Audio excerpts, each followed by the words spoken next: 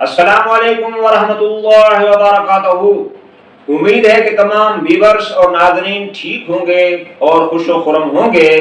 अल्लाह ताला में तमाम मुअज़्ज़िज़ व्यूअर्स और नाज़रीन को खुशो खुरम रखे, आमीन। मोहतरम व्यूअर्स, मेरे बुजुर्गों, भाइयों और बहनों, जैसा कि आपको मालूम है कि हमने अपने साबका लेक्चर 1 में, यानी जो मैंने ये नया चैनल बनाया है डॉक्टर मोहम्मद शरीफ ऑफिशियल 1 से, जिसमें हम पिछले लेक्चर में बात कर रहे थे डायबिटीज के बारे में, शुगर के बारे में कि क्यों होती है, कैसे होती है, क्या वजूहात होती हैं, तो इस पर हम बहस कर रहे थे। तो आपने लेक्चर 1 जो है वो सुना होगा। उसमें हमने बात की थी कि शुगर की 2 किस्में हैं, यानी डायबिटीज जो है वो टाइप 1 है और टाइप 2 है। तो हमने लेक्चर 1 के अंदर टाइप 2 के बारे में कहा था कि टाइप 2 जो है उसका जो कॉज है वो है इंसुलिन रेजिस्टेंस, यानी इंसान के पैनक्रियाज के अंदर इंसुलिन तो पैदा हो रहा होता है, लेकिन इंसुलिन के पैदा होने के बावजूद इंसान की शुगर जो है वो कंट्रोल नहीं होती। तो टाइप 2 जो डायबिटीज है उसकी जो वजह है, जो सबसे बड़ा काज है, जो सबसे बड़ा सबब है, वो है इंसुलिन रेजिस्टेंस। और मैंने जैसा कि आपको अर्ज किया था कि अगर टाइप 2 डायबिटीज का जो पेशेंट है, मरीज है, अगर वो ताउन करे डॉक्टर के साथ और खुद जो है तैयार हो शुगर को रिवर्स करने में, तो बगैर दवाई के वो अपनी शुगर को रिवर्स कर सकता है। कैसे कर सकता है वो मैं बताऊंगा आपको। कि उसने जो है अपने तर्ज जिंदगी जो है इसको चेंज करना है, और उसने जो है कार्बोहाइड्रेट्स को जो है वो यानी कम करना है, और उसकी जगह उसने हेल्दी कीटो डाइट करनी है। तो हेल्दी कीटो डाइट क्या होती है ये हम आइंदा बताएंगे। अभी फिलहाल हम जो है इंसुलिन रेजिस्टेंस की वजह से पैदा होने वाली डायबिटीज 2 की ऊपर बात कर रहे थे। लेक्चर 1 में हमने बात की थी। अब लेक्चर 2 ने इंसान के जिस्म का निजाम कुछ इस तरीके से पैदा किया है कि इंसान के जिस्म में बहुत सारे ग्लैंड्स रखे हैं। कुछ ग्लैंड्स जो है वो एंडोक्राइन होते हैं और कुछ जो है वो दूसरे ग्लैंड्स होते हैं। तो पैनक्रियाज जो है, लबलबा जिसे उर्दू में कहते हैं, ये हमारे मैदे के नीचे जिस्म के लेफ्ट साइड बाईं जानिब पसलियों के नीचे एक गद्दा होता है, यानी इसको गुदूद कहते हैं लबलबा उर्दू में, और इंग्लिश में कहते हैं पैनक्रियाज ग्लैंड। तो पैनक्रियाज ग्लैंड जो होता है इसके अंदर जो है अल्लाह ताला ने 2 सिफात रखी हैं, यानी इसमें इसका जो कुछ हिस्सा है वो एंडोक्राइन टाइप का होता है और कुछ एक्सोक्राइन का होता है।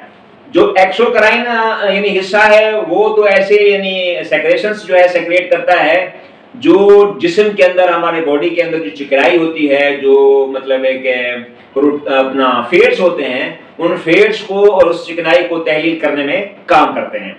जबकि जो दूसरा हिस्सा है इसका एंडोक्राइन वाला, तो उसकी खुसूसियात जो है उसमें जो है वो 2 सेल्स होते हैं, 2 किस्म के। एक होता है अल्फा सेल्स और एक होता है बीटा सेल्स।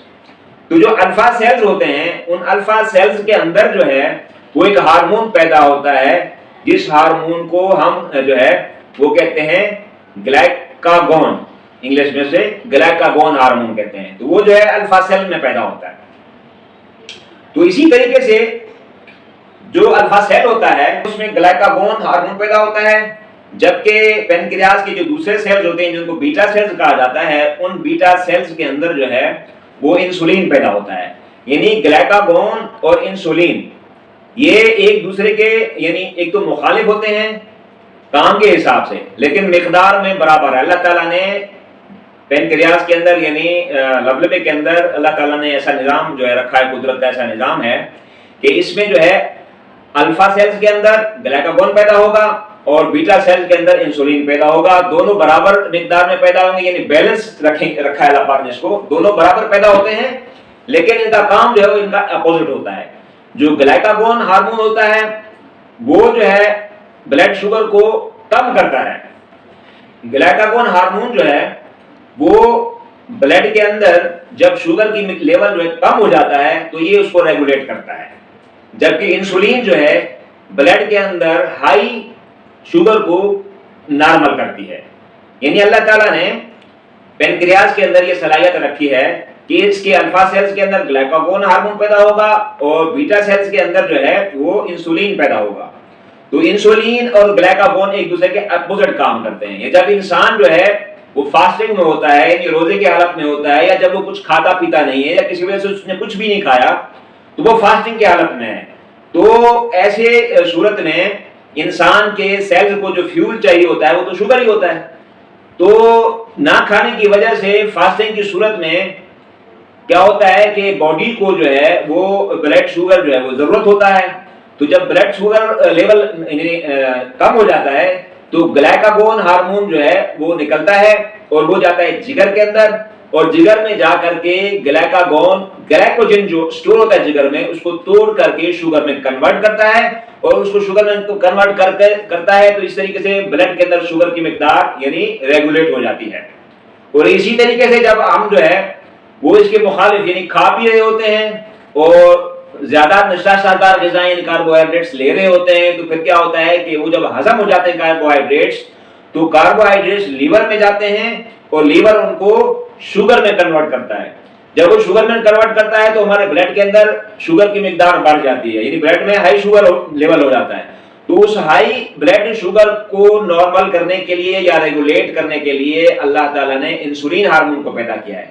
अब इंसुलिन हार्मोन क्या करता है कि ब्लड से शुगर लेवल को कम करता है। वो कैसे कम करता है? जब इंसुलिन आता है तो इंसुलिन जो है वो इंसान के जिस्म में जब ब्लड शुगर की मिकदार बढ़ जाती है, ज्यादा हो जाती है, तो अल्लाह ताला का निजाम है, अल्लाह ताला फिर इंसुलिन हार्मोन को जो है वो पेनक्रियास से रिलीज कराता है।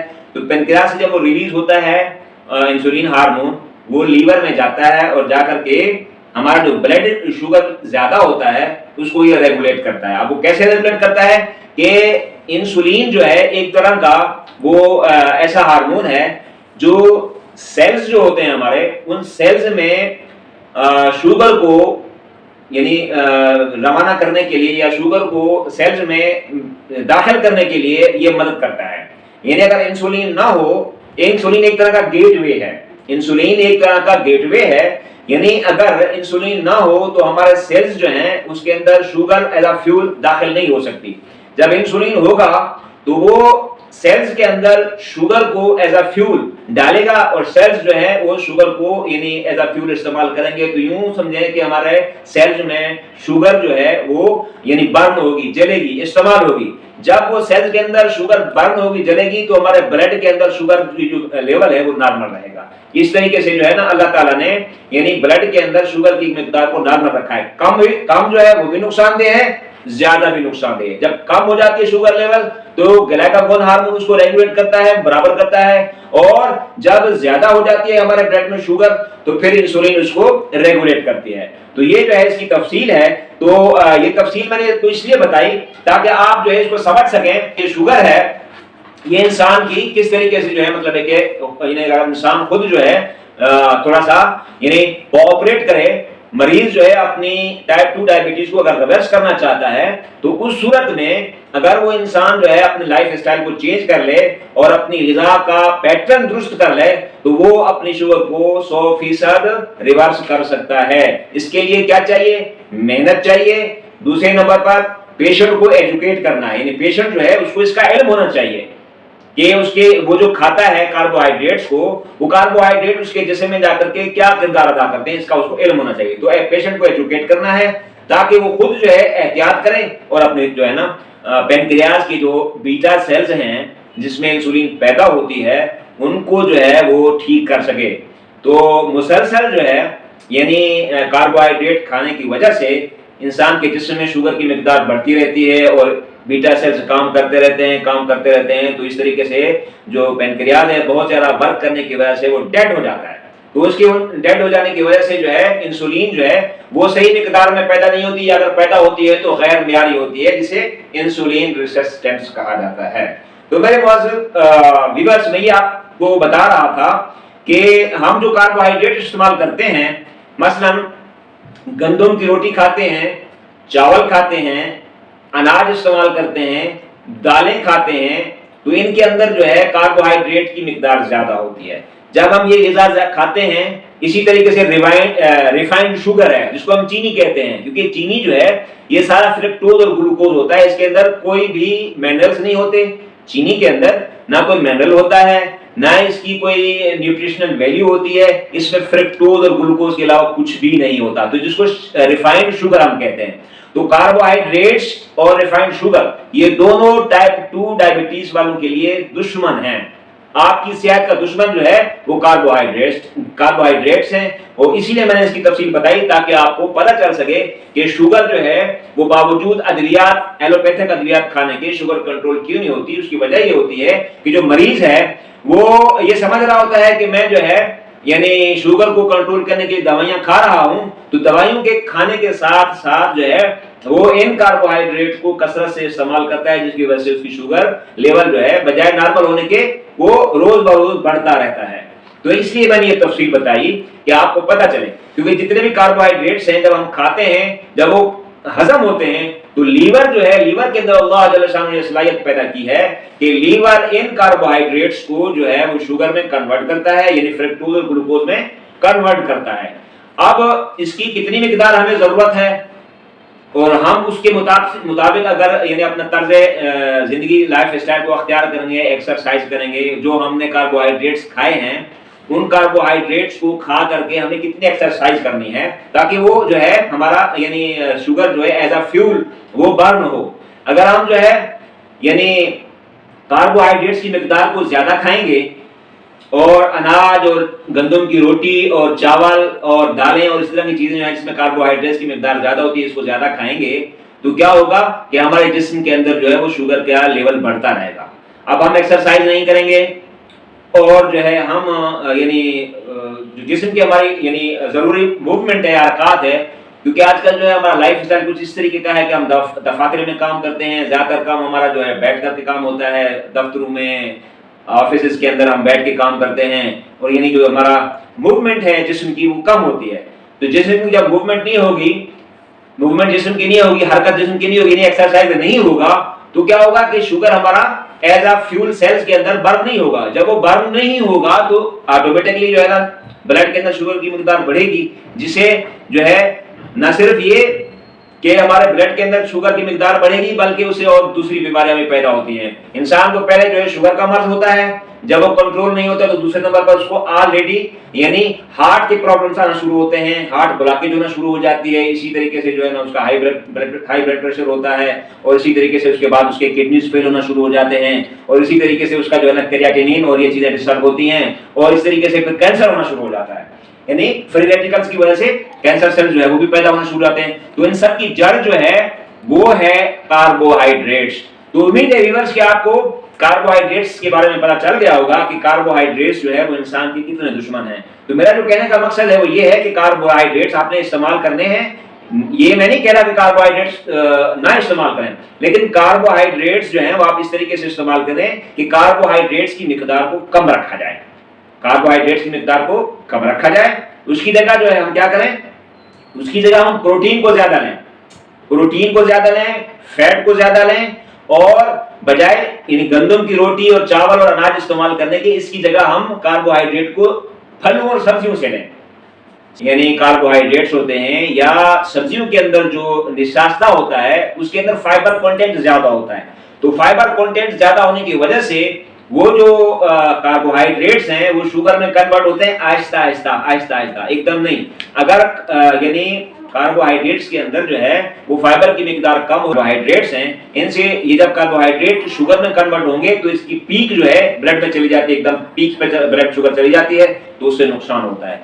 मैं ये अर्ज कर रहा था कि कार्बोहाइड्रेट्स जो है इसकी मिकदार आपने यानी वो वाली लेनी है जो आपको सब्जियों से हासिल हो, क्योंकि सब्जियों से जो कार्बोहाइड्रेट्स आपको मिलेगा उस कार्बोहाइड्रेट के अंदर जो है वो फाइबर कंटेंट ज्यादा होता है, जिसकी वजह से आपका शुगर लेवल जो है वो एकदम पीक पे नहीं जाता बल्कि आहिस्ता आहिस्ता वो बढ़ता है। एक काम ये करना है।